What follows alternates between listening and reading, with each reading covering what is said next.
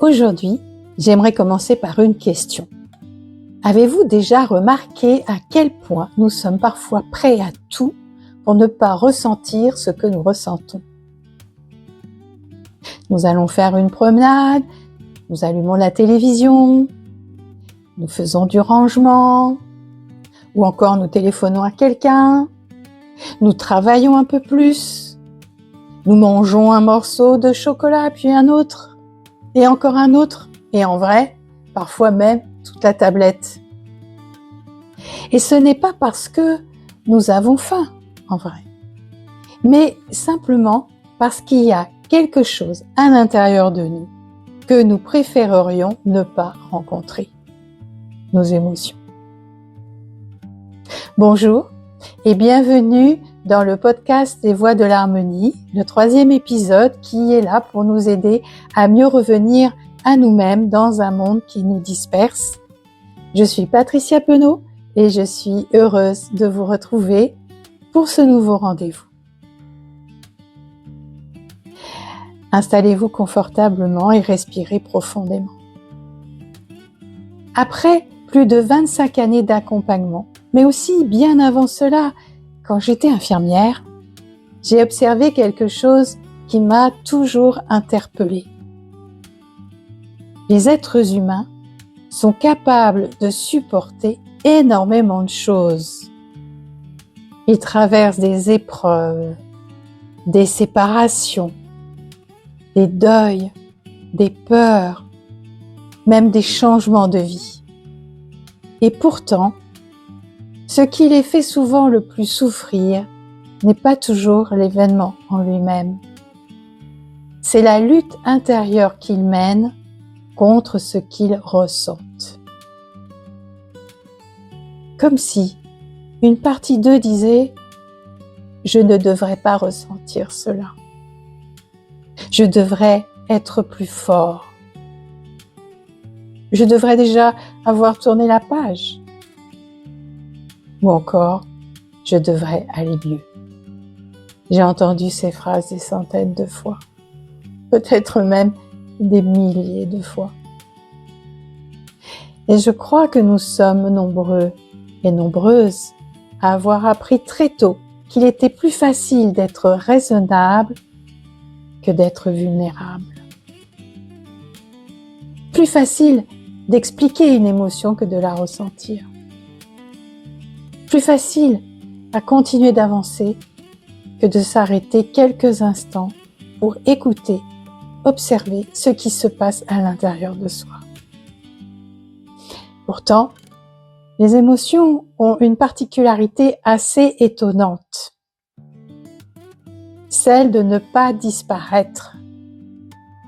Pas parce qu'on les ignore, elles sont très patientes. Mais parfois, elles sont patientes discrètement. Et d'autres fois, beaucoup moins. C'est un peu comme un facteur qui serait très très persévérant et qui viendrait sonner à votre porte avec un courrier recommandé. Vous pourriez faire semblant de ne pas être là et pourtant il revient. Vous pourriez baisser les volets et il va revenir. Vous regardez discrètement derrière le rideau et il reviendrait encore. Bon, je sais, en vrai, le facteur ne revient pas. Mais imaginez ça. Bon, c'est ça. Dans la vraie vie, le facteur ne passe qu'une fois. Mais les émotions, elles, ont une remarquable capacité à retrouver votre adresse. L'émotion, elle n'a qu'un seul objectif, celui d'être entendue. Et si aujourd'hui, nous pouvions regarder nos émotions autrement? Et si on pouvait se dire qu'elles n'étaient pas des obstacles sur notre chemin? Et si, au contraire, on pouvait les considérer comme des messagères, certes, c'est vrai, parfois maladroites, parfois bruyantes, mais profondément utiles. Dans cet épisode, je vous propose de continuer d'explorer ensemble ce que les émotions cherchent à nous dire, leur message, Et pourquoi nous avons tant de mal à les accueillir? Et comment nous pouvons progressivement apprendre à les écouter avec davantage de douceur? Respirez profondément et posez-vous encore un peu plus. Continuons de partager ce moment dans cet espace de rencontre à partir de notre vie émotionnelle. Au fil des années, j'ai aussi fini par remarquer autre chose d'assez curieux. Et nous passons beaucoup de temps à essayer de gérer nos émotions. Mais par contre, beaucoup moins de temps à essayer de les comprendre. Comme si nous les considérions comme des visiteurs indésirables. C'est un vrai problème, ça. Les émotions, c'est un peu comme notre ami. Imaginez qu'un ami sonne à votre porte. Vous lui ouvrez et cet ami vous dit « Hey, oh, j'ai quelque chose d'important à te dire. » Et vous lui répondez « Ah, désolé, ce n'est pas le bon moment. Si tu peux revenir plus tard, ça serait mieux. » Et puis, à chaque fois que l'ami vient, eh bien, vous remettez à plus tard cette rencontre. Et à un moment donné, soit vous le revoyez plus, soit il va augmenter le son pour vraiment parler plus fort et que vous puissiez l'entendre. Les émotions fonctionnent vraiment ainsi. Parce qu'elles cherchent à attirer notre attention sur quelque chose qui compte pour nous. Et j'ai souvent observé que derrière une émotion se cache une valeur, un besoin ou une partie de nous qui demande à être reconnue. Derrière la colère, par exemple, il y a souvent une limite qui n'a pas été respectée. Alors que derrière la peur, c'est un besoin de sécurité qui s'exprime. Quant à la tristesse, derrière, il y a quelque chose qui a besoin d'être pleuré, reconnu ou simplement laissé partir. Et derrière certaines émotions qui reviennent sans cesse, il y a aussi parfois une histoire ancienne qui attend simplement d'être entendue et visitée autrement.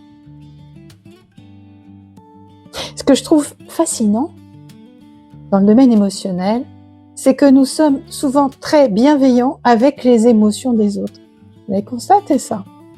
Lorsqu'un ami traverse une période difficile, nous allons lui parler, nous allons lui dire « c'est normal que tu sois triste, t'inquiète pas, je comprends que tu sois en colère, c'est normal. Avec ce que tu vis, c'est légitime. » Mais lorsque ça nous concerne, eh bien, nous n'avons pas le même discours, il change.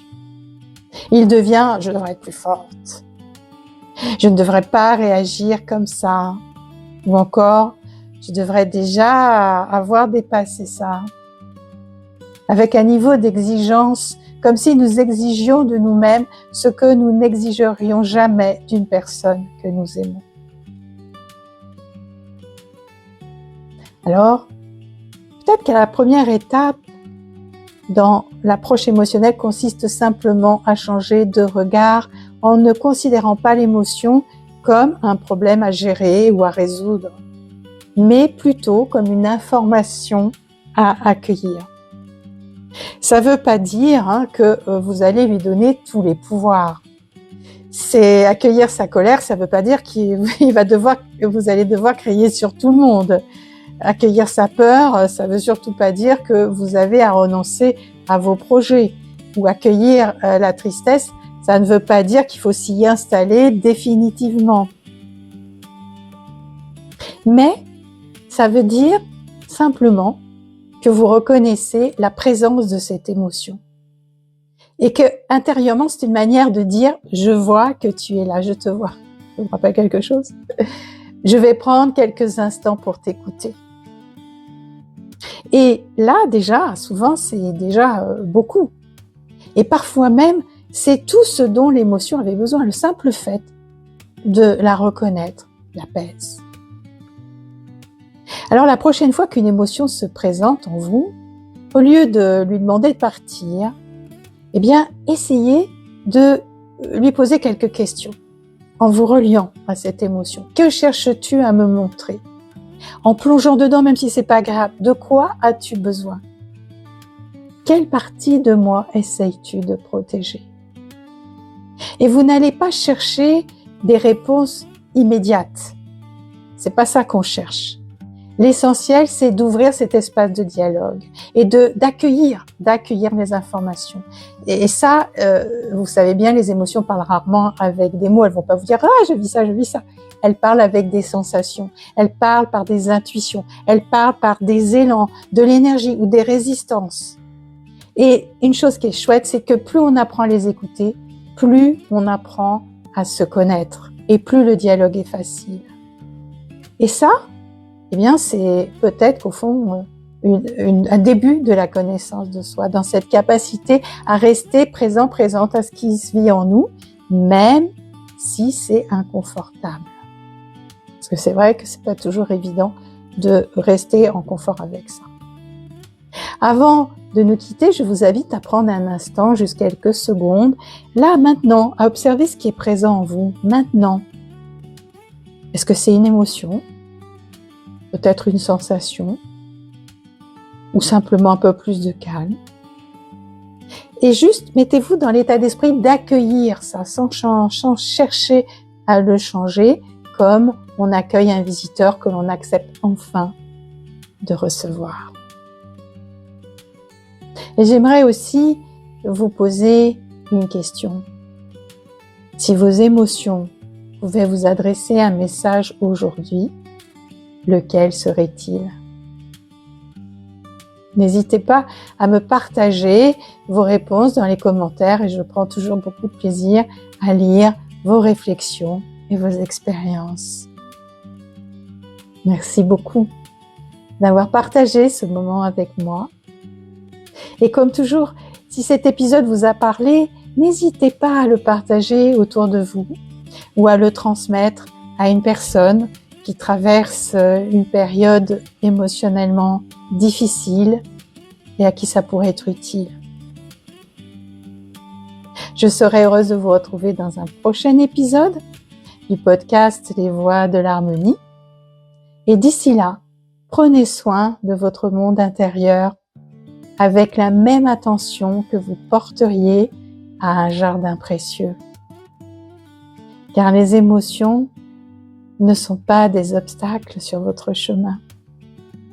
Elles sont souvent les panneaux indicateurs qui aident à retrouver notre route.